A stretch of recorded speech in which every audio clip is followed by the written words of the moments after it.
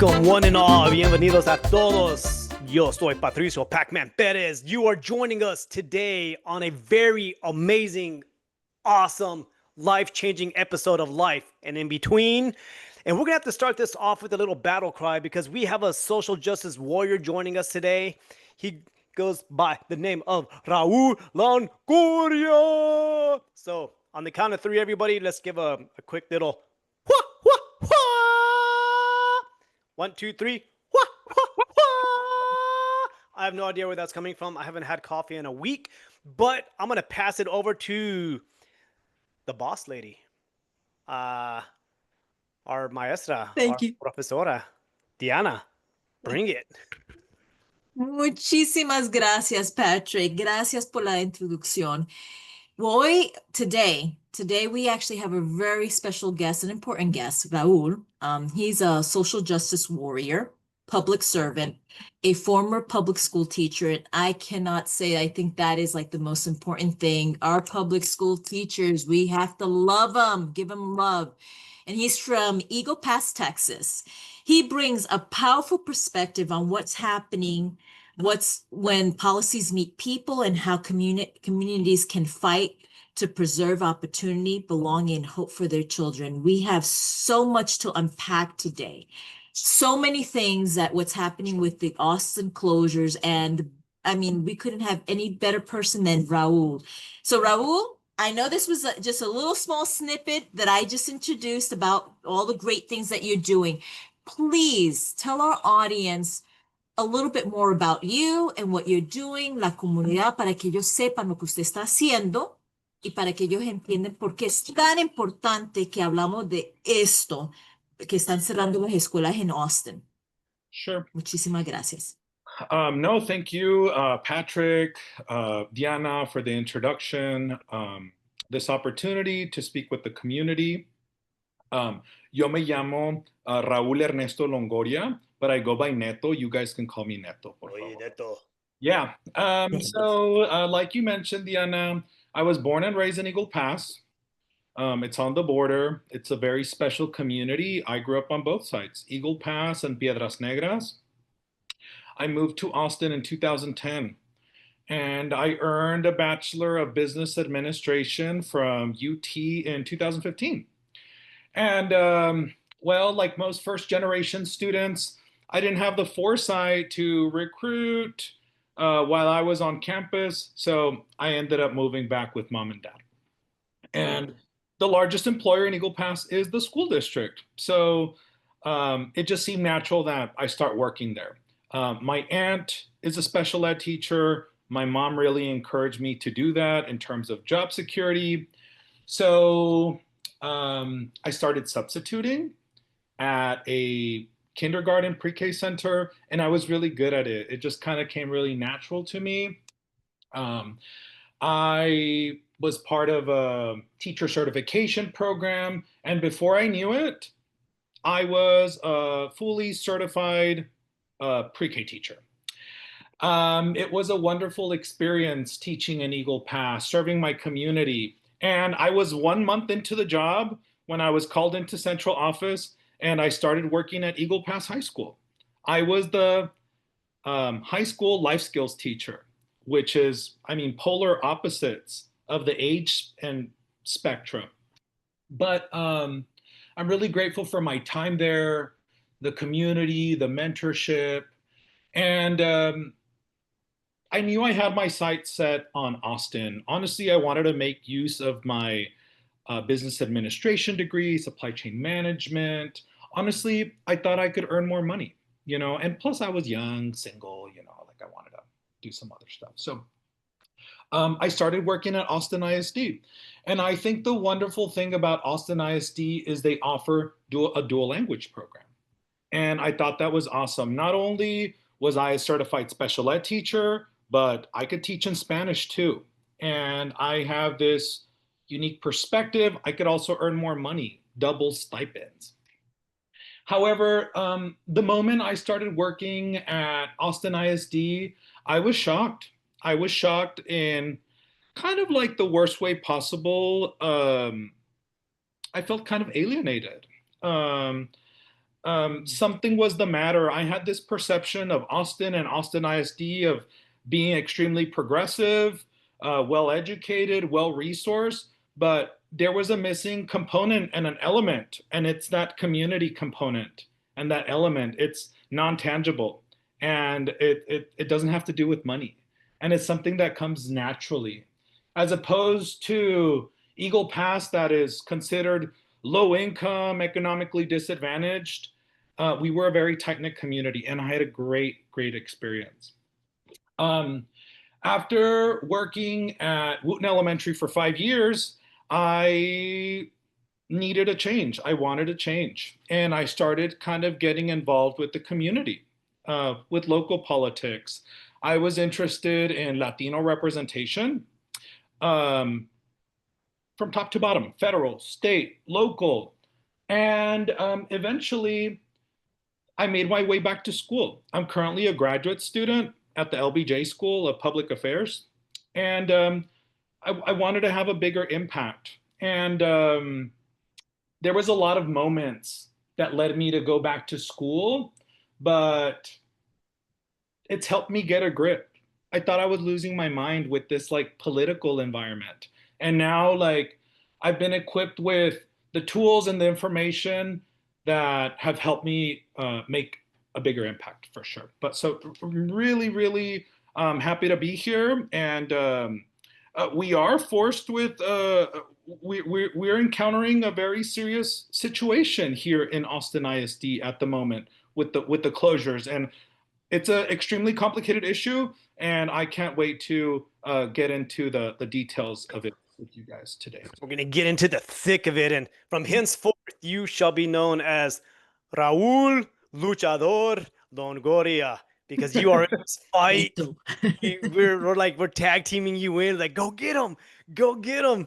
Because, and I just want to brag on you because you come from the education background. You come from the same lived experience as a lot of the students on the east side of Austin and the lower socioeconomic areas of Austin. So you are representative and you're showing what is possible if you keep pushing, keep grinding, keep growing. But now you're fighting to help those campuses, to help those students who come from your background. And I think that is a big thing that we wanted you on this program because you have such a good uppercut that you can give simply because you know what's happening. And we're going to let you loose here to kind of discuss this, but just for context for our listeners out there, Fort Worth ISD just got taken over by the state. Austin ISD is at risk of being taken over by the state due to budgets, grades. So Austin ISD is in this big fight now to cut costs, get things rolling, to save schools. But what is happening is that a lot of the campuses that have been slated for closure or consolidation are on the east side. I think maybe 3 or 4 campuses that are not lower socioeconomic. But a lot of these campuses are black and brown students. A lot of these campuses have students that don't speak a lot of English.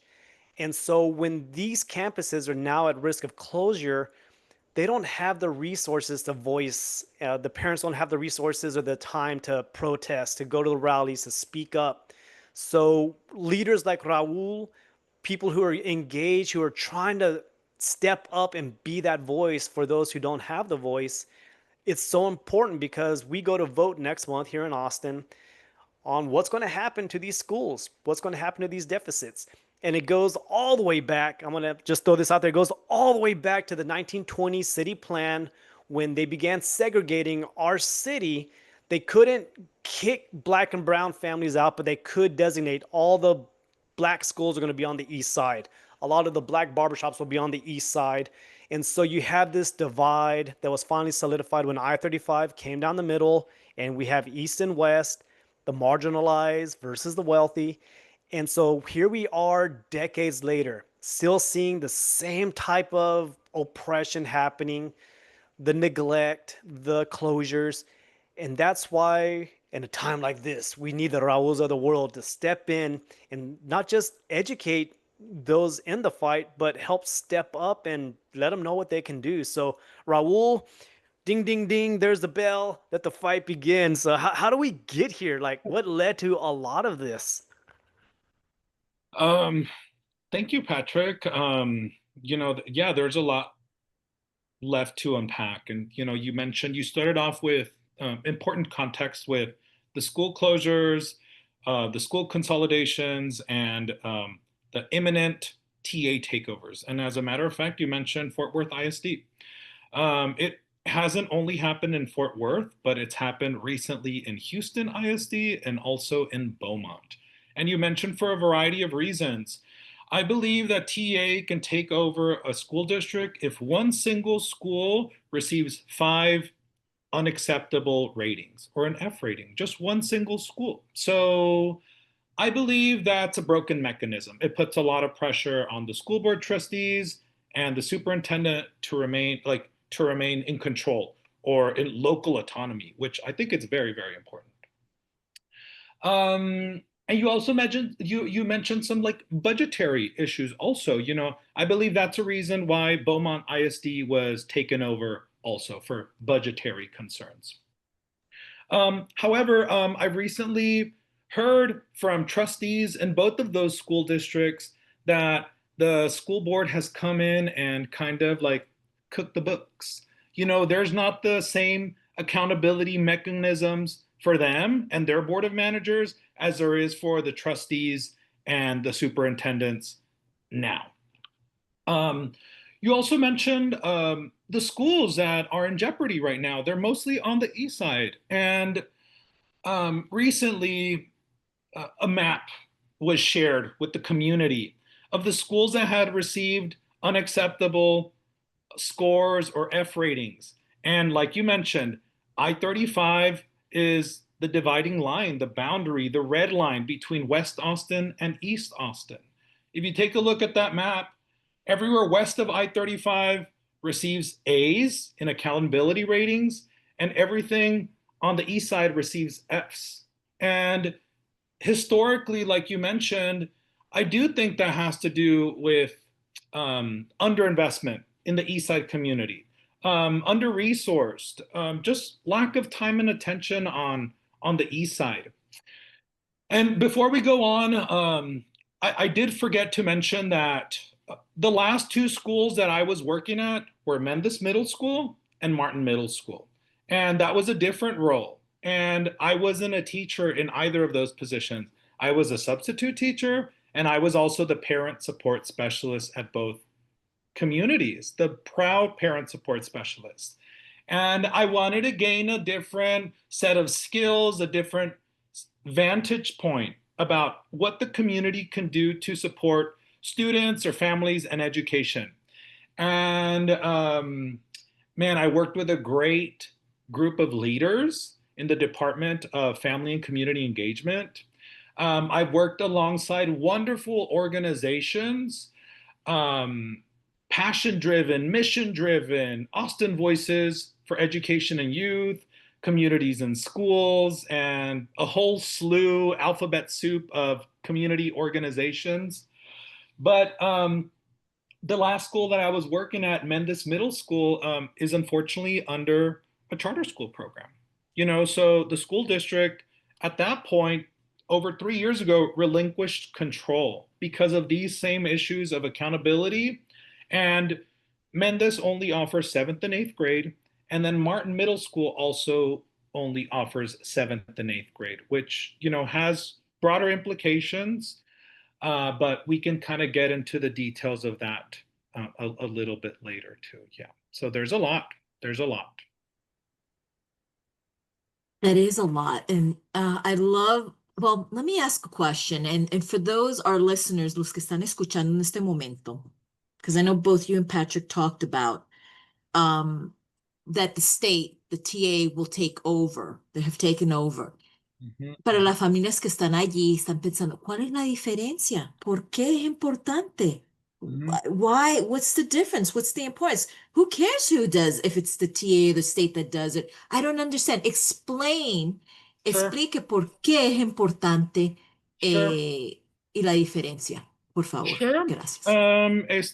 Pues gracias por la pregunta. Yo creo que es importante educar, informar a las familias lo que está pasando ahorita en Austin ISD, que afectará a los estudiantes, a las familias, a los barrios, a la comunidad.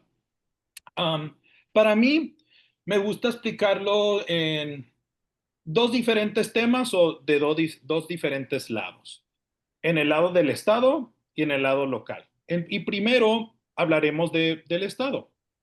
Um, Ahorita Austin ISD tiene tiene una deficiencia en el presupuesto. O sea, hay muy poco dinero. El distrito de Austin está recaudando impuestos de las propiedades y cada año anualmente recaudan cerca de $1 billón.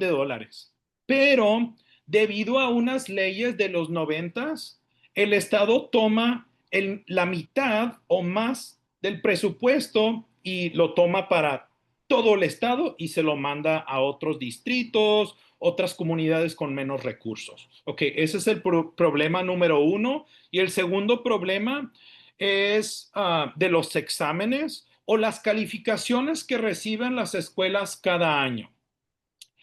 Si muchas de las calificaciones que reciben las escuelas tienen que ver con los exámenes estatales estandarizados anuales. Ok, pero para mí estos exámenes no son justos. Y parte de la razón que no son justos es porque después del quinto grado, estos exámenes no se ofrecen en español o los idiomas nativos de las personas. O sea, si tú eres una persona nuevo a este estado, a esta ciudad, a su estudiante no se le estaban ofreciendo los exámenes en español. O sea, tienen que tomar examen de literatura, matemáticas, ciencia y historia en inglés. Y no se trata de que los estudiantes no saben el tema, es que no saben el idioma. Y no es justo, no es justo. El examen también solamente se está ofreciendo en línea. Y eso no es justo tampoco, porque un teléfono no es una computadora. Y luego, Ujú. 4 días de exámenes en línea es mucho para un adolescente. Sí, Yo sí. creo que es algo que eso que no se ha comunicado con las familias suficiente. Perfecto. Sí, muchísimas gracias por contestar eso, esa pregunta. Y su opinión, su opinión, ¿cómo un padre puede participar a hacer cambios? Porque ahora viene una elección en noviembre. Puedes educar, el padre, están aquí escuchando esto y van a decir, qué podemos hacer? ¿Qué puedo yo hacer y ayudar y asistir o qué usted puede explicar? Sure. Um, Hay muchas cosas, hay muchas estrategias que la comunidad puede utilizar para demandar justicia o cambio del plan que se está presentando ahora. Como hablamos yo y Patrick hace un ratito, que esto es algo histórico que ha pasado en Austin, especialmente en el lado este, que no suficientes recursos o atención se han prestado a nuestras escuelas, nuestras comunidades. Lo que pueden hacer ahorita los padres, honestamente, es involucrarse en las escuelas de sus estudiantes. Y hay muchas formas. Am, Participen en el PTA, la Asociación de Padres y Maestros, solo para que se vayan no solamente involucrando, pero informando y educando lo que está pasando. El PTA es algo como una organización que tiene mucha más libertad que las escuelas en cómo recaudar dinero, cómo gastar el dinero. O sea, tú puedes hacer ese cambio diariamente. Asiste los cafecitos con tu directora, comuníquense con los maestros y con la directora, la administración, los consejeros. Para mí esas de las formas más concretas, más inmediatas que pueden hacer los padres y más um, ser voluntarios, honestamente. Um, yo creo que una persona puede ser un gran cambio en la vida de sus estudiantes y en las escuelas solo por ser presente ahí adentro, solo por estar presente en el aula o en la clase, o sea, cambia toda la vibra de la clase. Se pueden ayudar con la comunicación. O sea, si un padre de familia no se siente cómodo con matemáticas o la ciencia o la literatura, lo que sea, lo podemos aprender juntos. Y ser un voluntario en la escuela puede ayudar como en la comunicación. Y no solamente en la comunicación, pero en el comportamiento también. Viene mucho más que el aprendizaje de estos temas, ¿verdad? Pero tiene que ver con la socialización de un adolescente, el desarrollo de un adolescente, ser parte de la comunidad, el respeto a los maestros. Hay muchísimas cosas que padres pueden hacer hoy en día, pero cuando se trata de este problema mucho más grande, hay que organizarnos, ¿ok? Y tienen que usar su voz. Y se tienen que informar y educar en las injusticias sobre estos exámenes. O sea, primeramente, no hay suficiente dinero y los exámenes no se ofrecen en español, que pues no es justo, pero ¿qué vamos a hacer sobre eso? Ok, necesitamos ayudar las escuelas, apoyar los maestros, la administración. Nosotros tenemos que ponerlos en sus zapatos, en otras palabras, o sea, aprender cómo usar la computadora. ¿Qué es lo que se espera de nuestros estudiantes? ¿Qué están aprendiendo? O sea, esas son una de las cosas que podemos hacer y van a haber muchas oportunidades um, para involucrarse estas próximas semanas con este plan y todavía puede cambiar. Y yo tengo esperanza que sí podemos salvar nuestras escuelas todavía. Oh, thank you so much. For our English listeners, I know that um uh and I know you can sum it up if you don't mind, sum it up briefly on what you just covered. But I mean, I think this was a critical message that our Spanish speaking listeners needed to hear, and thank you so much for that.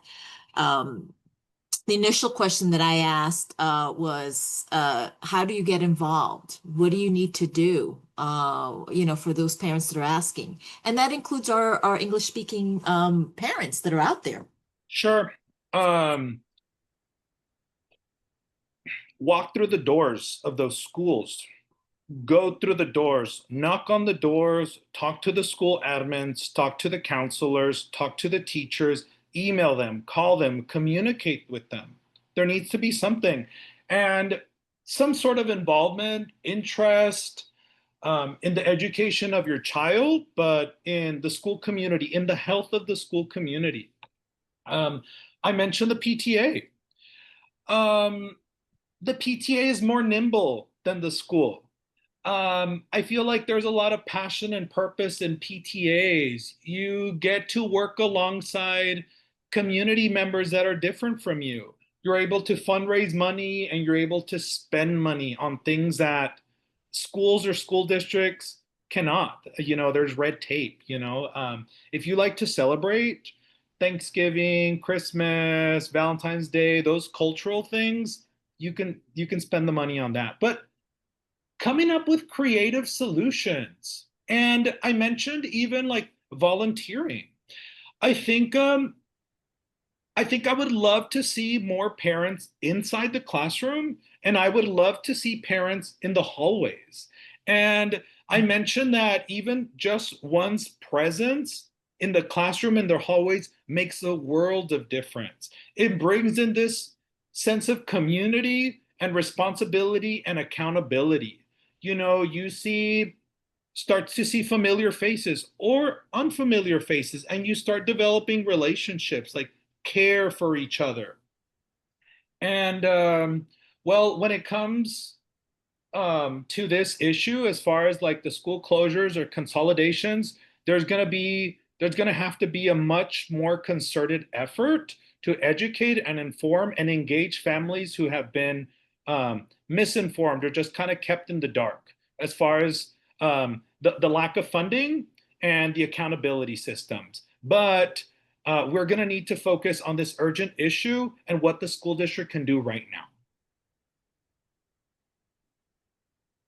Thank you, thank you, thank you so much. I love everything that you have said. Patrick, I mean, I have a million and one questions, but I don't want to take over. Oh Do no, you have you're any yeah, questions yeah, that this you'd is like this is to? good. And this kind of highlights the bigger thing that's needed is getting the I don't want to say the Hispanic voice, the Mexican voice, the Latino voice. It's getting los padres que necesitamos su historia. La semana pasada Telemundo quería una interview, Mhm. pero los padres no hay nadie, nadie. So we were trying to find, I was literally going down the line after school, like, anybody want to talk to Telemundo? Any parents? You know, we need more parents because I've been on the news like 3 or 4 times already. And what seems to happen is, again, kind of that disparity. A lot of the working parents on the east side work 2 3 jobs. They're not able to just get up at a whim and go do an interview.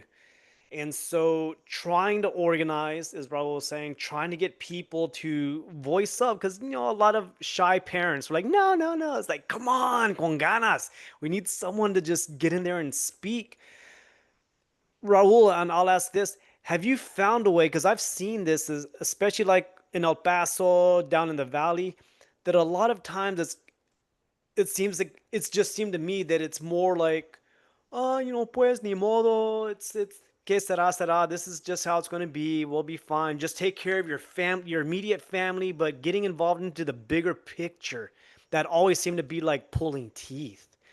So and I know you were talking about show up at the school, get out there, but have you found, like, are there any like incentives? Have any programs that you've heard of, like, hey, if you visit your kid 3 times a year at school, you get entered into a raffle, or Love it. any type of thing that would just encourage more parents, especially from the Latino Mexican population, to get involved, to step in and actually speak up, not just the like, oh well, they're the boss, okay. If it's like fight back. It's we're in that season now where we got a voice and fight back.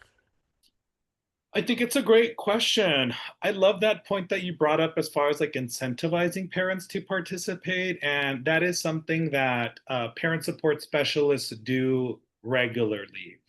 They offer workshops and they offer incentives like HEB gift cards, raffle prizes, gift baskets, those type of things. And that's just one strategy of getting people through the door. But um, I do want to really get into this topic about like engaging the Hispanic community, the Latino community, the Tejano, the Chicanos, and I think it's Mexican Americans. I want to clear up one thing that before I used to be ignorant and think that all Latinos were Mexican Americans like me. But Thank you, thank you. yeah, through my experience, I've met a lot of Puerto Ricans, I've met a lot of Cubanos, Guatemaltecos, people from El Salvador, Brazil, Colombia, Venezuela. So Mhm. it's a huge diaspora of people, and it's not fair to compartmentalize them all in just one box. However, what we do have in common is the shared immigrant experience and also the Spanish language. Um, One model that I've been exposed to recently is something that is called a community school. And to me, that wasn't clear. A lot of people were talking about, like, oh, community school, community school. I was like, duh, like, yeah, it's a community school, but it's a lot deeper than that. And so, coming from like a community like Eagle Pass, I would go into school, I would do my thing, I would learn and leave. However, a community school is like a different vision about the roles that schools play in our communities. And it's been described to me as a one-stop shop as far as like the type of services that not only students but families can receive at the schools. And it's been done around the country in very effective ways. So I think this has a lot to do with like Maslow's hierarchy of needs. Like you need to meet someone's basic needs before like you learn and before like you become part of that community and before like you self-actualize into like become fully integrated. But you need to have stable housing, you need to have enough food, you need to be clean, you need to have clothing and like those types of things. And so those are some of the things that community schools try to provide for families. So at Martin Middle School, there is an Austin Voices run family resource center. And they work alongside CIS and they work alongside parent support specialists to try to fill these gaps. Um, some of the things that these social service providers is that they try to stabilize families through housing assistance, rental assistance, utility assistance. They provide food distribution. They provide clothing closets. They provide counseling services. They provide a suite, a variety of things like immunizations, like dental, vision, vouchers, like a lot of these things that historically we haven't thought of schools as providing.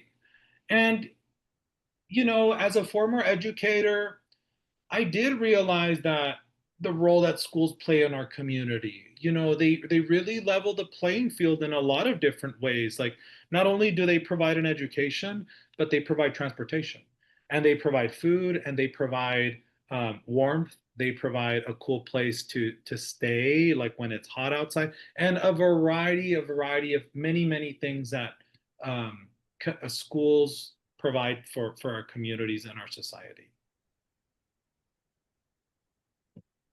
Y si Wonderful. puedo Yes. compartir en español, Por favor, sí. ya. Patrick tuvo una buena pregunta sobre cómo podemos involucrar a las familias en las escuelas. Y pues lo que está pasando ahora en Austin ISD es que muchas veces hay talleres en las escuelas. Ofrecemos los cafecitos, diferentes talleres de mm, de aprendizaje, como por ejemplo, cómo usar una computadora o clases de inglés. Y um, invitamos las familias y le regalamos una tarjeta de HEB o cualquier otra cosa. Okay. Es una forma o estrategia de invitar a las familias a las escuelas. Pero yo estaba explicando como el concepto de una escuela de la comunidad. Ok, y eso pues tiene mucho más sentido que la palabra. Es una visión, es una mentalidad de qué puede proveer una escuela para la comunidad. Y estábamos hablando de estabilizar un hogar, una familia.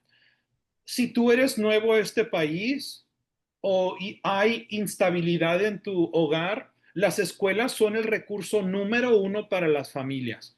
En las escuelas pueden proveer ayuda con tu renta, ayuda con tu luz, tus utilidades, pueden ayudar con ropa, pueden ayudar con comida, distribución de comida, pueden ayudar con vacunaciones, pueden ayudar con lo de los dientes, lo de la visión, muchas otras cosas. Y luego, si una persona tiene hambre, si una persona tiene frío, si una persona está pasando por trauma, depresión, estrés, es difícil aprender bajo esas circunstancias. Y es importante estabilizar el estudiante, la persona, la familia, antes de que se vayan actualizando. So, las escuelas son el recurso número uno para las familias en nuestra comunidad. Ay, muchísimas gracias. Eso sí es verdad. Lo peor es que cuando, como usted dijo, si una persona está preocupado, ¿cómo voy a darle comida a mi familia? ¿Cómo voy a pagar la renta, el médico, el costo de médico? Eh, la escuela es una parte donde uno puede ir y buscar información para esos recursos que existen allí. So, muchas gracias, Neto, por dar esa información en español. Gracias. Sure. So now I'm going to switch it over and I'm going to switch gears in English and then we'll go back to Spanish. So I wanted to ask a question of Neto, can you tell us how do the closures reflect the broader systemic issues in education, funding, and equity? How do these closures they're impacting all that? I mean, I think it's a great question. I do want to address the equity component as far as like the funding is concerned. So we kind of alluded to earlier to the 1990s legislation, which is colloquially termed Robin Hood, but it's also known as recapture. And so, like the name implies, you take money from property wealthy school districts like Austin and you redistribute them throughout the state to different communities. And someone from Eagle Pass, I definitely benefited from that type of program or that school financing structure. But I've seen personally that it has detrimental effects in Austin ISD. So that's the equitable component that I wanted to address as far as like how it's affecting Austin ISD. That's a really like statewide program. However, I think money should also be allocated equitably within the school district. And as far as like the school closures are concerned, as far as like equity in terms of like accountability,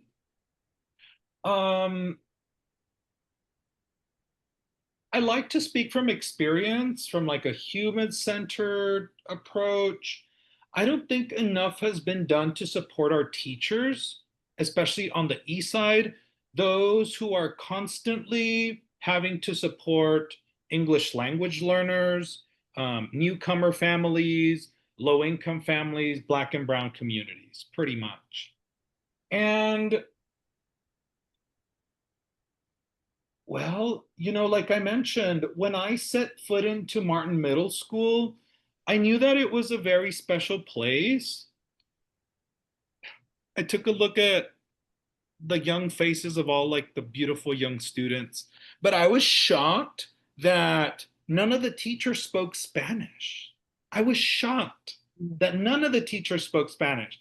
It's being advertised as a dual language campus, but there was no Spanish teacher. And the few Latino teachers kind of spoke a broken Spanish. And I think there's kind of like this, not only like a language barrier, but like a cultural barrier too. The administration did not speak Spanish, so I don't know. I think when it comes to serving those communities, I think we ought to be mindful of that, like how we support them in terms of like human resources, teachers, counselors, mental health resources. Like I mentioned, a lot of the students were newcomers to this country. And I think from like a holistic lens, I don't think a lot of people realize how difficult that is on a young person. Like the family has abandoned their country, they've abandoned their home, they've abandoned their family with this grand hope of opportunity.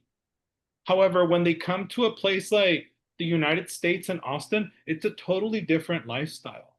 And again, anecdotally, I've spoken with middle school students who have encountered violence, who have crossed the river, who have walked through Monte, and who were being recruited by pandillas back in their home country. So we spoke about Maslow's and kind of like stabilizing families. Those are some things that we need to like address first before, we decide to teach someone algebra or literature. They don't care about that, to be honest. If they're struggling with how to function in a new country, in a new society where no one speaks their language. So as far as like an equity component, um, the schools on the east side have been historically underserved, under-resourced, and underinvested in. And it's not a matter of throwing money at the issue, it's supporting the community, supporting the teachers with mentorship, with bilingual resources, and accountability, campus climate. So much money is spent by the school district recruiting teachers, training them, professional development, and they fumble it because they don't feel supported and they resign in one semester or 1 year and they're gone.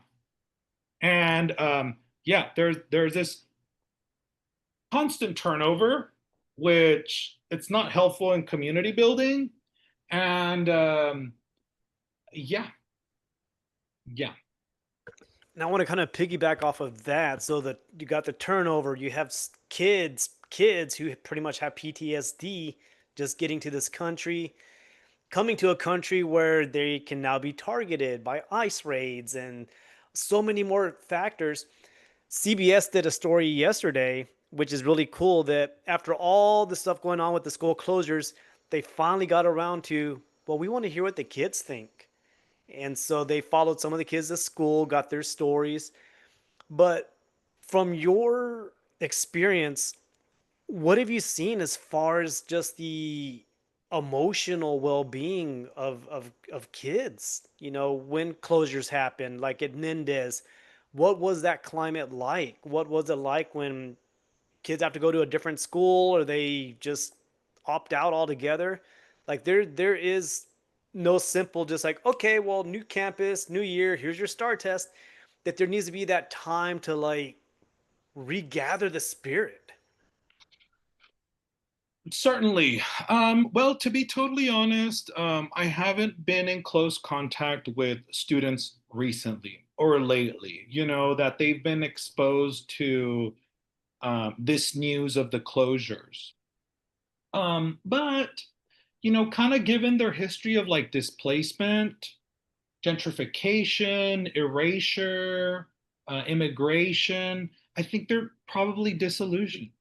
You know, like they have no connection to that school or the community at this point. You know, they're new, or you know, like some might just shrug their shoulders. You know, us as adults, we're trying to make sense of this like extremely complicated, convoluted issue. For them, it's even more complicated. However, I do want to draw attention to the teachers who I think have also been disenfranchised, and I feel like their voices haven't been heard so much. I have a couple of colleagues and friends who have been affected by this list of school closures, consolidation plans, and I don't think the school district has done a really good job of explaining these processes. We mentioned the teacher turnover. Central Texas is constantly churning out hundreds of thousands of well-educated, qualified, young, brilliant, bright-eyed, ready young teachers who are willing to work here in Austin. But again, Austin ISD doesn't provide sufficient resources, support, or a sense of like community and campus climate to like retain them here. And dude, teachers don't do it for the money. It's not a matter of like giving them more money. And you know, so the teachers who are here at AISD who are currently working at those schools are probably some of the most passionate, most well invested community members. And it's not that they're failing, it's something more systemic. I don't think enough has done to provide them with support. And to be totally honest, I think it's a language barrier. I think it's a language barrier. You know, I've attended a whole bunch of district-wide school board meetings, community events, community meetings, and they always provide translation services. Always. always. They give them, they afford them, they extend that opportunity in those situations. But I just don't understand why that isn't offered to students in the classroom. So there's this language barrier. I think Austin ISD can do a lot to train teachers on cultural competency, like how to how to connect with students who have this unique experience, and if there is a language barrier, and also providing supports to help them perhaps become fully certified bilingual ed teachers, or English as a second language teachers. I don't think they've done enough to do that. Oh, this is really good. No, yeah, speaking right This to it, is really good. and I've seen at one of the rallies, a lot of teachers were there, and what was interesting was they wanted to speak up on the news, but they weren't fearful of retribution from the district, but because of, I guess, disclosures and stuff they signed when they got hired, they couldn't just speak out against this kind of stuff. So that's where the parents come back into play, that we can be the voices, we can be the ones that step in and fill that gap. And some interesting things that I was learning about in the Chronicle, actually, our local alternative newspaper magazine, there has not been any increase in the funding per student in a lot of, I think, all of Texas for like several years. A lot of the money that was pumped into schools during the pandemic is now is gone, and so it's like you want to give those resources, but that's a whole legislative thing, and that's where it kind of gets all the way up into the politics. When you're talking about Robin Hood and recapture, for our listeners out there, just to give an idea, Austin ISD last year gave away over $800 million in our property tax money, which goes to the state. And it funnels out, it goes to other districts, which is great. But there's also that cost because Austin ISD, I think, is in a $90 million budget deficit. And so they're trying to save money. And it's like, but we have money. It's just it goes upstream and it parcels out. So it's a very interesting system that I've seen. And when I worked at Del Valle High School, I got to kind of see also the intricacies of the teachers with their retirement plans, that they don't get Social Security. And so I would see teachers who'd been in the game for decades retire, and then they come back to sub because the retirement's not enough to carry them through. And so it's this very sad dynamic that happens, and we got to do better for teachers. And that's, go vote.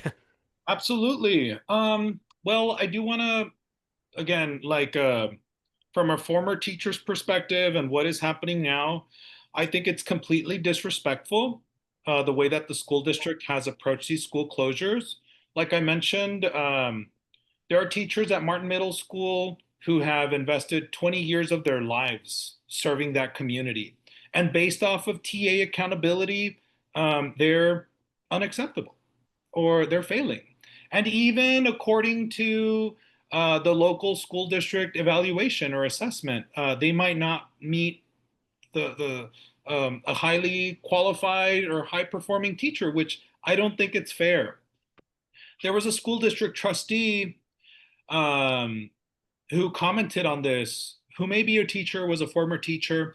I believe that they were working at a Title I school, and they were assessed on their teaching performance at the school on the east side, and they received a poor or a failing or not meeting the standard. But then they went over to the Ann Richards School, which is very well resourced, and it's just a totally different community, and they're a star teacher. And she said, like, I'm not a different person. I'm the same person, but it's just a matter of like where I'm teaching at. And well, as far as like the funding is concerned, there's a lot of different things that go into it. You mentioned the amount of monies that are provided to each student based on enrollment and also like on attendance. Yes, like there's been a lot of inflation lately, so it's tough to um, meet the cost of that, cost of living. Everything is just more expensive. Over the past 10 years at AISD, there's also been like declining enrollment.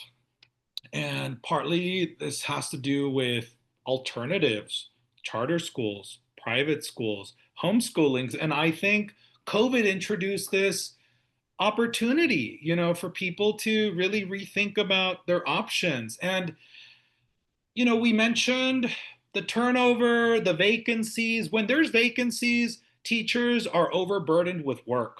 They might have to take students from a different class. The class sizes are 30 plus in a single classroom, which is counterproductive.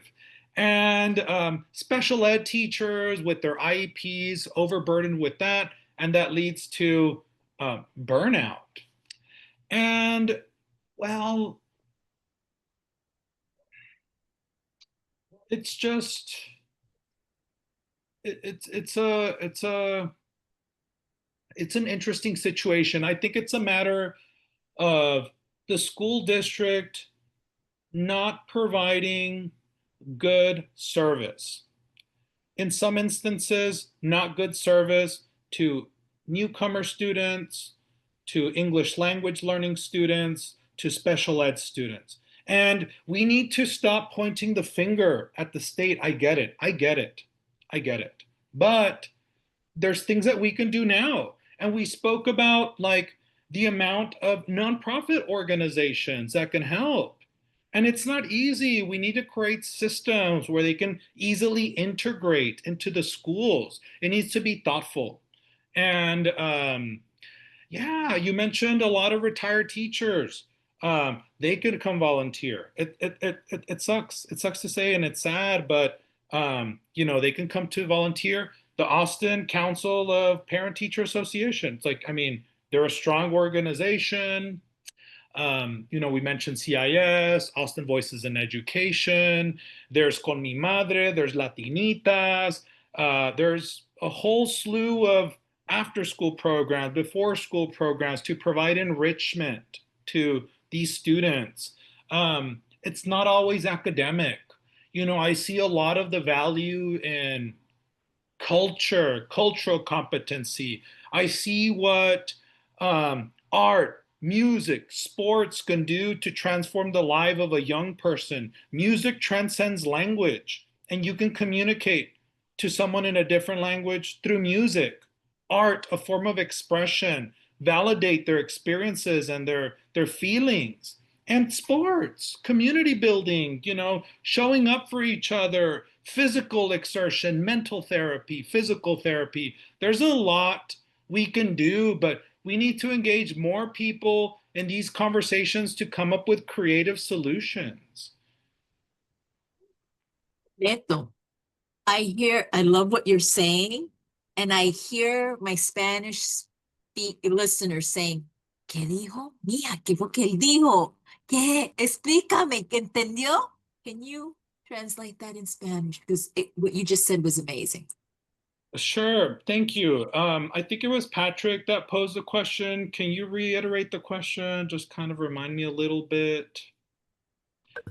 It may have been about the teachers. Es un gran problema lo que está pasando ahorita con Austin ISD. Es un sistema muy complicado, pero yo gustaría hablar con mi experiencia y perspectiva como que de un maestro, a una persona que antes era un maestro. Lo que está pasando ahorita con cerrando las escuelas, para mí personalmente y a los otros maestros que van a ser impactados por esta decisión o este plan, es totalmente una falta de respeto. Hay unas personas que han pasado o dedicado 20 años de su vida trabajando en estas escuelas y no saben a dónde van a ir o dónde van a terminar. Había una representante en el concilio del distrito de las representantes.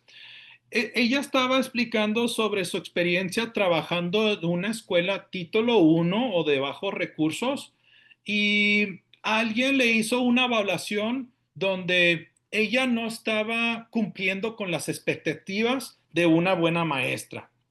Se mudó de esa escuela a una al lado oeste, una buena escuela, con una buena reputación, con una comunidad fuerte, y ahora le hicieron la misma evaluación y ahora de repentemente ella es una maestra estrella.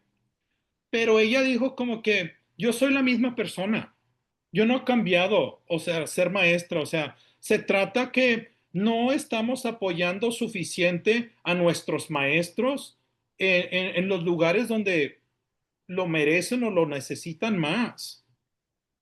Estaba explicando también que yo he asistido varias juntas en la comunidad que tiene el distrito.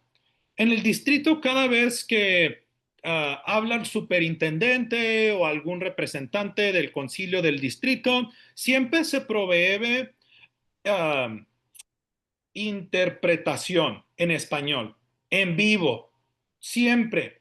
Y mi pregunta es, ¿por qué no se extiende esa oportunidad para nuestros estudiantes en el aula? Y pues también estuvimos hablando sobre las organizaciones sin fines de lucro. Aquí en Austin existen miles, literalmente miles. Y tenemos que involucrar la comunidad para tratar de tener soluciones creativas, porque no todo se trata del aprendizaje dentro del aula. Y también estaba comentando sobre la importancia de la cultura y también sobre el arte, la música y los deportes. En el arte, una persona se puede expresar en miles de diferentes formas, en la pintura, en la fotografía, en los videos, y en la música es algo que transcende los idiomas. Yo me he comunicado con unas personas que no hablan ni inglés ni en español con la música, y se puede compartir un sentimiento y pues nos entendemos mejor, podemos compartir un sentimiento con la música. Y finalmente estaba hablando también sobre los deportes, en lo que pueden proveer para los estudiantes. Y puede ser cualquier deporte, pero se trata de um, salir, enseñar tu cara día tras día por tu entrenador, por tu equipo, y es una forma de socializar, de formar una comunidad, de terapia mental y física, y ser parte de algo más grande que tú mismo, ser parte de algo divertido. Y pues regresaré al tema de como lo que van a cerrar las escuelas. Nosotros tenemos que ser parte de la solución. Nosotros tenemos que involucrarnos.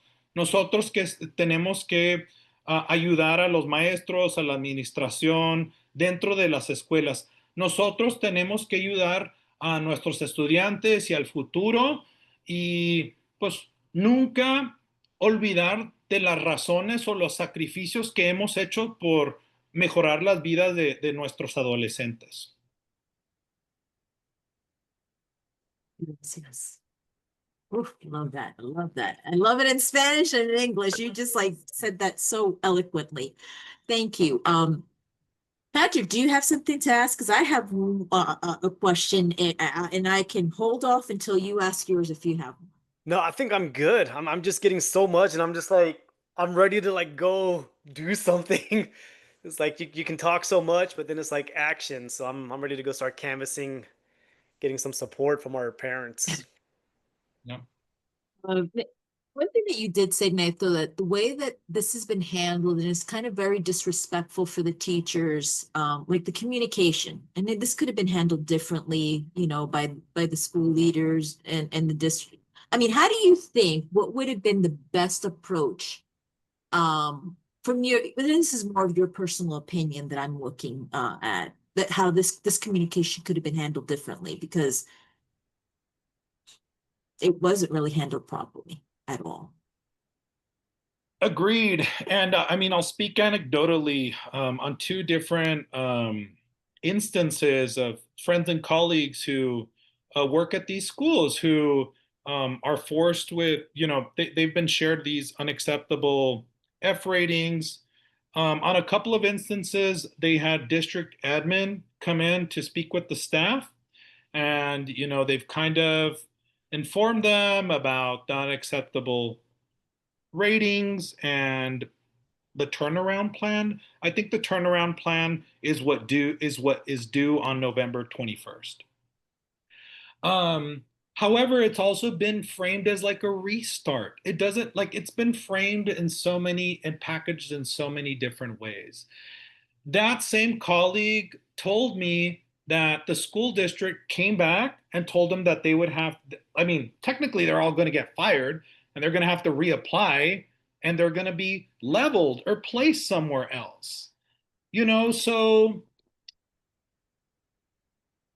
again, I just think that's really disrespectful. I think, again, I think again and again, teachers have been stepped on. They're the collateral damage. I think more can be done to hear from them about what they need to be successful in the classroom. And again, I'll go back to the Spanish language barrier. Um, I think it's something systemic, and I think, I think it's something truly systemic. So, yeah. That's a very good point. Absolutely. It And the goes thing deeper. is, I think what you said was really important, is because our teachers are the frontliners. They're out there, they see, and we're not listening to them. We're not here. They're the ones that know what the students need, what is needed. And their opinion matters. What they say has value, and it's not being taken into consideration. So absolutely. And I think that's one of the key fundamental things that, and I'm glad you mentioned that, because our teachers do so much, yet they're not being heard. I'm sorry, you want to say something? Yeah. I wanted to bring up this point about the Spanish language or the language barrier or the cultural barrier. And as a former special ed teacher, when someone doesn't understand what you need or what you want, you get frustrated. And that leads to behavioral issues. So, day in and day out, teachers and students are pitted against each other because they don't understand each other. And it's demoralizing. It's truly demoralizing. And, well, I think there ought to be systems of consequences and accountability of school administration also, because they're responsible for enforcing consequences. They need to squash the beef. They need to squash the beef between students, teachers and students, between staff, between family. They need to create a positive campus climate. And if they're ineffective of that, I mean, truly a campus principal hires and fires and is like the boots on the ground, a campus principal. And I think there ought to be systems of support, accountability, and consequences that need to be reinforced at each campus for sure. Um, that's one thing I wanted to comment about, that the language and the behavior component with the teachers, certainly. And I'll chime in on that And too for sorry, just a oh, PSA for any administrators, school leaders that will be listening to this podcast. Nothing means more to your staff than to know that you have their back. That speaks so much more than the jeans on Friday, the pizza. When they are suffering, and I remember when I was dying in the classroom, having issues with students, and then my VP would come in like a hero and, I mean, have my back, get the parents involved, get the student involved, reconcile things. I was just like, I didn't know they would actually do that. Wow. And it creates more loyalty, it creates more buy-in from the teachers, and it reinvigorates because by every Friday, teachers are just, I'm ready to retire. And so they pick themselves back up, and you can put more life into them if you support them. So just a little PSA for all you administrators out there. Yeah, it's trust. It's literally trust. And I mentioned all of these dynamics, between students, between teachers and students, between teachers and teachers, all of that exists. And I think campus admin is responsible for the harmony on a campus and creating like a positive learning environment. Um, the last school that I was working at, like I mentioned, there was four admin, a principal, two vice principals, and a counselor. None of them spoke Spanish. None of them. And none of them was a Hispanic, where 85% of the population was Hispanic. And I hate to say it. I hate to say it, but it's true. And there's a barrier there. And I wanted to support this principal, this admin. They were well intentioned, but if there was beef between students, especially those that spoke Spanish, they wouldn't care. I mean, they just didn't understand. They literally did not understand. They did not understand the nuances or the dynamics. And again, if there's a student, if there's a person who does not feel heard or listened to, their wants or their need, they're going to get frustrated and it's a lack of buy-in. They're like, I'm out. I have this beef, I have this issue. I went to the person in charge, to the leader to help make this right. They didn't care, they didn't listen. Bye. I'm disengaged now. And it happens not only between students, it happens between parents, it happens between staff members, and you know, yeah, it's really, really fascinating to see all the different dynamics. I saw between Latinos and Chicanos. And I'll tell you one anecdote. There'd be Texas, Austin, born and raised Chicanos, Tejanos, Americans who only spoke English. And then you have an immigrant, a newcomer who only spoke Spanish. And despite like the same race or ethnicity, they were at their throats because they didn't understand each other. And often if there was beef between those students, the English speaker would be given the benefit of the doubt just because like can't understand the other kid, and so parents would get frustrated, and yeah, and like I mentioned, there's always conflict. There's always conflict, and I mean when I see conflict, it's like opportunity to like communicate, better understand each other, and there's different philosophies as far as like what schools like, should be, what learning should be, so yeah. And then you take all of that, and then you just put this nice little star test blanket. It's like everybody's the same. Everybody's the same. Then we just tuck you in, tuck you in. It's madness.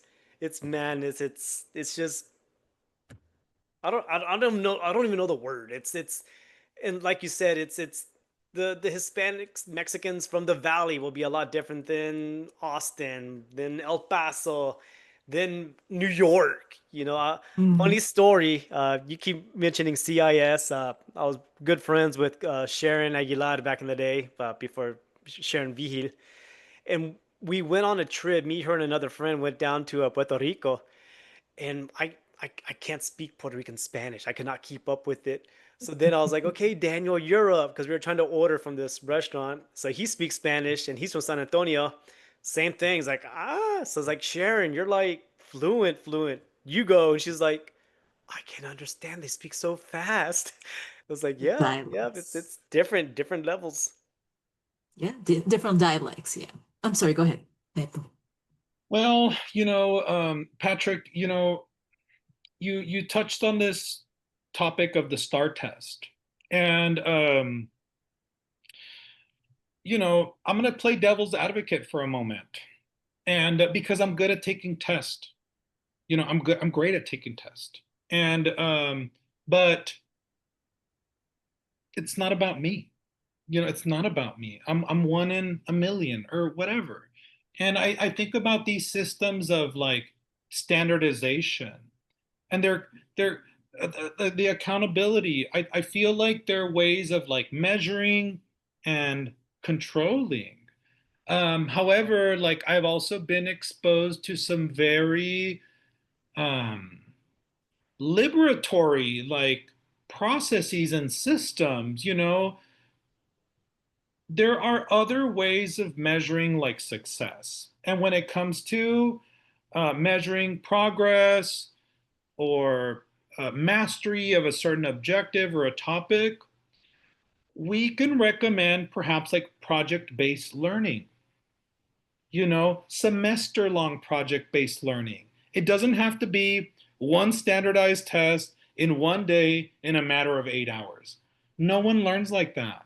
It's really not fair.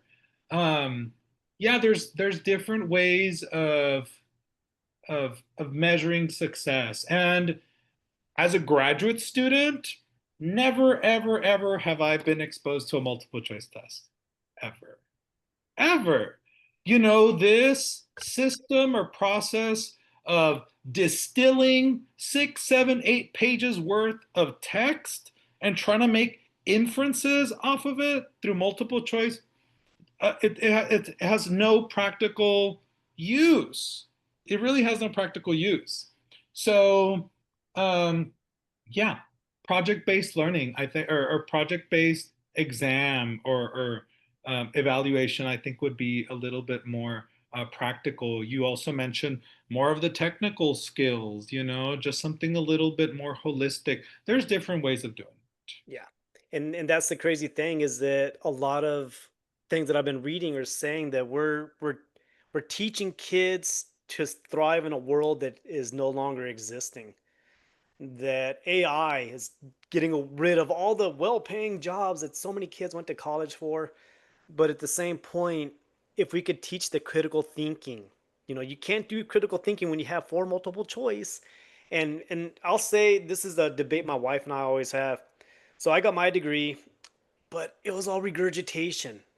I mean, literally, besides my philosophy and maybe like my public relations courses, everything would just seem like you memorize it, you regurgitate it, you get an A. Memorize, regurgitate, I'm on the dean's list. And that's how I got through college because to me, it was get the degree out of the way because I was starting my business. But what's the payoff? Because then you come out with all this debt and then your job doesn't exist. I'm just getting on a side horse here. So star test, there. And I'm glad that you made that point. Not only is the STAR tests impacting those that don't speak the language that taking tests, but those that are not great takers. I'm a horrible test taker. I go paralyzed. My mind goes blank. I could have gone over that information, know everything, but the moment that I have to take that test, my mind goes blank. And I cannot make the correlation, the connection. And I go through like an anxiety thing. And so I can definitely understand why I hate those STAR tests. I hate like when I'm like, I don't know how these kids do it. I don't know. I mean, like you give me that STAR test, I would fail it. Just alone on the panic of taking a test. Um, but thank you for bringing that to and adding that there because it's not only impacting one set of demographic of children that cannot speak the language, but it's also impacting those that are not great test takers. I did want to ask you a question now. Neto, if you can directly speak to education policymakers, the ones that make those policymakers, what would your message be? What would you tell them? My message for the educational policymakers in this moment is Yes. to slow it down. To Mm. slow it down, I believe that we ought to submit the turnaround plan on November 1st. and give the community a little bit more time to respond to the closures. Because like I mentioned, these closures are going to have generational impacts. And we've spoken about the demographics of students that are at risk. Economically disadvantaged, Black and Brown students, newcomers, and English language learners. We need to stop talking at people, and we need to listen to our constituents, students, parents, teachers about what they need to be successful and provide it for them, truly provide it to them. And I guess when it comes to more of a statewide policymakers, educational policymakers, I think that recapture is well intentioned, but no size fits all. And we've seen it in our urban public schools, Houston ISD, Fort Worth, and Austin ISD, that's in jeopardy of a takeover, that there's something systemic happening. And, I think they ought to be afforded more financial resources. And when it comes to the statewide accountability, as far as like testing is concerned, I would recommend that they explore different project-based or semester-long models of assessment and evaluation. Thank you. Would you mind saying that in Spanish? No. La pregunta para mí era, ¿qué son mis recomendaciones para las personas que están haciendo las decisiones hoy en día? Y para el concilio del distrito de Austin ISD, mi recomendación es que tomen este proceso más lento. ¿Okay? Este proceso hay impactos que afectará 50 años, 60 años, 100 años a los estudiantes, a los maestros, padres, a las comunidades. Primero los tenemos que enfocar en la fecha de el 21 de noviembre. Es cuando el Estado está pidiendo que entreguemos un plan para cada escuela. Haremos eso primero, luego nos podemos participar en qué hacer con las escuelas o la deficiencia del puesto que hemos hablado, porque honestamente eso es un problema también. Pero necesitamos que ellos terminen y paren de hablar a nosotros y que nosotros dejemos escuchar nuestra voz, nuestras ideas, nuestras opiniones de qué necesitamos nosotros para hacer nuestras escuelas ser exitosas. Escuchar de los estudiantes, escuchar de los padres, escuchar de los maestros, los administradores de cada escuela, qué realmente necesitamos y tener soluciones creativas. Y luego a las personas que están haciendo las decisiones en el nivel del Estado sobre el presupuesto y sobre la legislación, sobre las leyes, sobre el presupuesto y dónde van los impuestos, que ese plan tiene que ser actualizado. Eso fue desde los 90s y hoy en día estamos en un lugar diferente. Está impactando las ciudades más grandes de nuestro estado. Houston ISD, Fort Worth ISD y Austin ISD. Hay un problema en el sistema, ¿ok? Que no están proveyendo suficientes recursos para estas comunidades. Luego, en el tema del examen, eso también tiene que ser reconsiderado. No solamente es injusto porque no están ofreciéndoles el examen en español o en otro idioma en las computadoras también.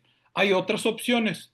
Tenemos que demandar una evaluación, un examen que tome más tiempo, un semestre, 6 meses, 3 meses, un proyecto, no que dependa en un examen de 8 horas, en un día, en un tema, no es justo. Y ellos trabajan para nosotros. Nosotros elegimos a esos representantes y nosotros tenemos que demandar que cambien estas cosas porque no está funcionando. Y que ellos digan que nosotros no somos suficientes o que este sistema no está trabajando, necesitamos que voltear la moneda y decirle que no, eso no está funcionando. Eso no está funcionando para nosotros y dejarlos saber lo que nosotros queremos y necesitamos. Muchísimas gracias. Thank you. Thank you for that.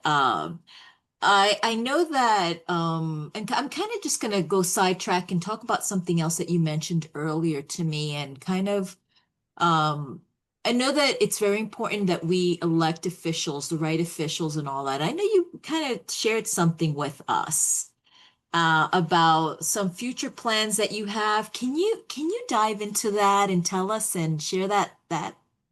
Sure, sure. This is an idea that I've been exploring for the past several months, but here pretty soon, I'll announce my candidacy for the State Board of Education. And what the State Board of Education does, it establishes curriculum standards for the state of Texas. It also is in charge of teacher accreditation, school accreditation, and it does some works with school funding in terms of bonds. What I'm particularly interested in is advocating for ethnic studies, Mexican American studies, Asian American studies, Black American studies. I think it's very important to know our history. People become more civically engaged when they know the context of their lives and their identities and their communities. And yeah, there's been this cannibalization of our public schools, and that's partly due to private schools and charter schools who are not under the same microscope or scrutiny, though our taxpayer dollars are all going in that direction. As far as teacher certification goes, I believe that there's this wonderful opportunity for bilingual ed teachers. And teachers from the border region, Tejanos, we ought to be part of that curriculum building process. We need to support those teachers, provide the training where they can become highly qualified, certified bilingual ed teachers to truly support the students and the community in Texas, which is now 40% Latino, and it's even higher in our public schools. And, this is all coming off the back of the governor's pet project of this last legislative session, which was school choice or school vouchers, which are siphoning and funneling our money to private schools, which I mentioned are not under the same scrutiny with state accountability standards, with STAR testing, with potential TEA takeovers. They're not held up to the same standards of providing support or services to special ed students. And I mean, they're able to adopt their own curriculum. So that is a project that I'm working on here pretty soon. And I'm happy to share it with my community. I love it. And you definitely have to share that to our Spanish listeners. I mean, definitely. Sure. Pues gracias por la pregunta. Y era sobre los próximos planes para mí. Durante los últimos meses, yo he estado explorando una oportunidad con la mesa directiva del estado de Texas de educación. Y para mí, Es algo muy importante el tema de nuestra historia. La mesa directiva de educación de Texas se encarga de los objetivos de lo que están aprendiendo los estudiantes en la escuela. También ellos están encargados con la certificación de los maestros en nuestras escuelas, de la certificación de nuestras escuelas y luego también últimamente poco con las finanzas de cómo ayudamos en construir infraestructura, servicios, edificios, proyectos grandes. Mi plataforma o lo que me importa a mí, como mencionaba, era la historia de los mexicanos americanos, de los afroamericanos, de los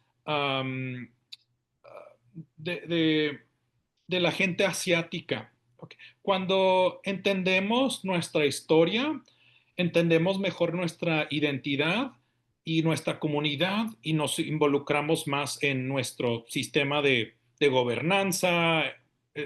Somos mejores ciudadanos. Sobre el tema de certificación de maestros, yo veo una gran oportunidad de proveer oportunidades de entrenamiento y lenguaje dual, español. Nosotros tejanos tenemos un español muy único y bello y para nosotros proveer el mejor servicio para los latinos en este estado, que somos 40% y ahora mucho más en escuelas públicas, tenemos que tener suficientes personas que sean calificados para hacer ese trabajo. Luego, regresamos al tema de, de nuestros impuestos, del dinero. Y esta última sesión de la legislatura, el gobernador de Texas, Greg Abbott, tenía un proyecto que se llamaba School Vouchers. Y él presentó este programa como la opción de los padres. Pero eso no es justo tampoco, porque están tomando de nuestros impuestos, de dinero público, y lo están mandando a escuelas privadas.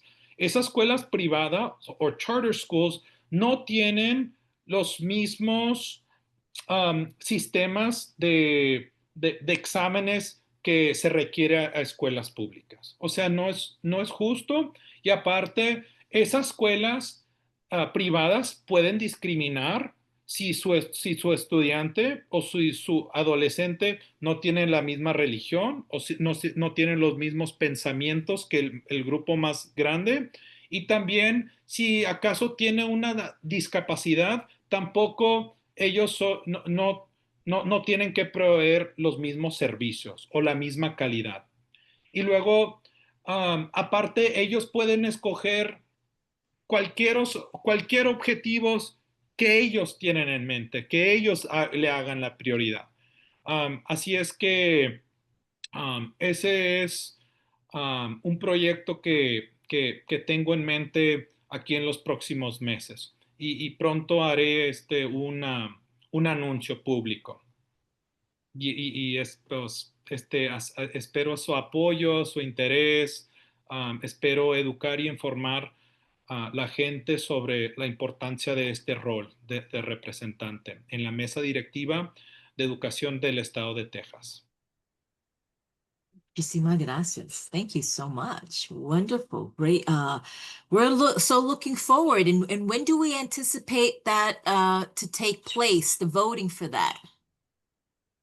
Well, technically, this election is not till next November Okay. 2026. However, there are other candidates who have expressed interest in this role, so there will be a primary election on March 3rd of 2026. So I will file my candidacy within the next 2 weeks on November 7th. And I'll make this public announcement about why I think I'm best suited for this role. And we are so honored that we are the first to hear about it. You Thank are the you. best option for this. Get in there con la luchador. Appreciate Yes. that. I appreciate that.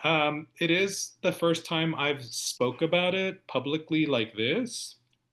Um, However, I did co-author an article published on the Texas Observer. And for those of you that did take the time to click on the link and scroll through the bottom, there's a short blurb and with my intention. But yeah, that is certainly the plan. The Easter egg at the end. That's cool. Cool. That's Yes, awesome. That is yes, awesome. yeah. Well, exciting. Yes. Yeah, very exciting. And what better way to just like launch this out to the world, the message, the background, and we're just happy to be part of this platform, the stepping stool for you to get more out there for you. I appreciate Yes. that very much.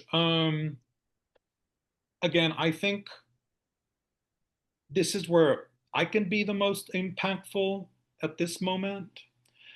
And, if you would have asked me 10 years ago if I would have been in education, I would have said no. Like I mentioned, I studied public administration. I come from a family of small business owners, but life has a funny way of putting you exactly where you are meant to be.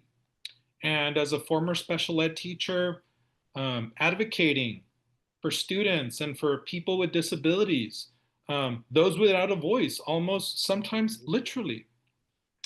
And well, again, it's never been a matter of, this was never like a goal for me.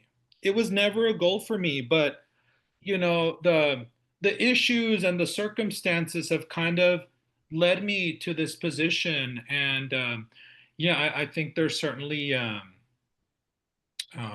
a battle going on right now in terms of DEI and yeah, diversity and Too inclusion. soon, too soon, Diana.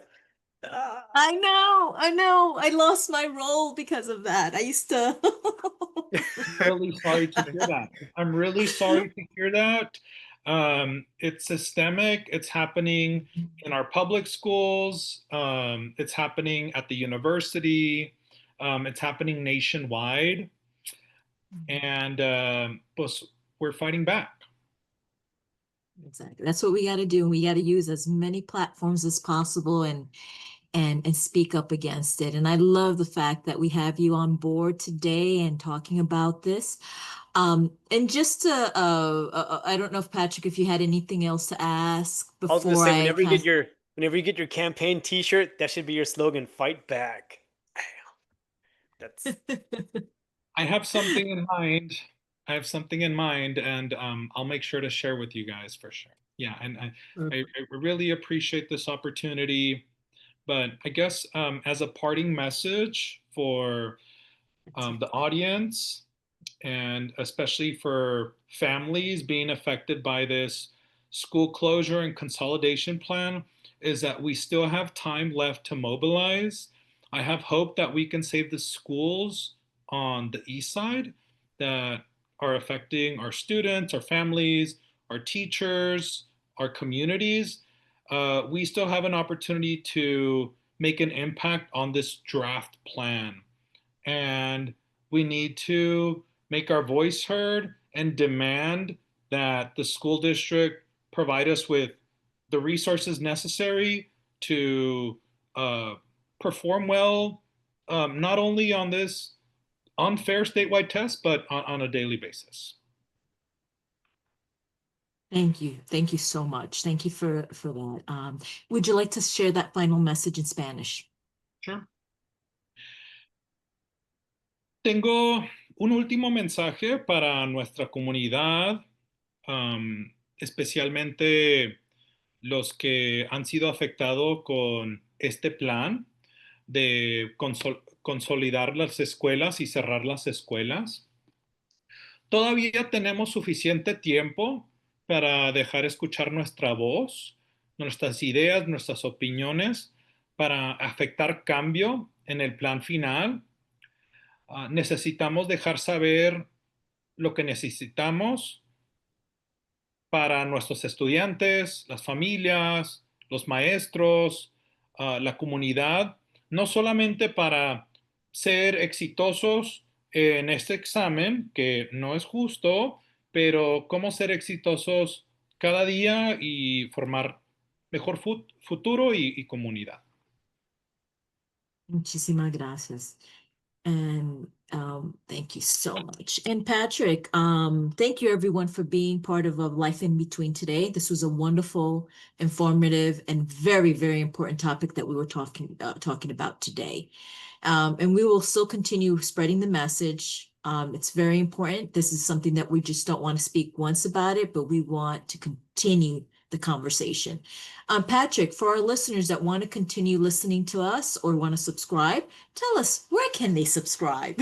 Life in Between podcast, encontrarnos en Spotify, Apple, YouTube, MySpace, everywhere you find Everywhere. podcasts, we will be there. iHeartRadio.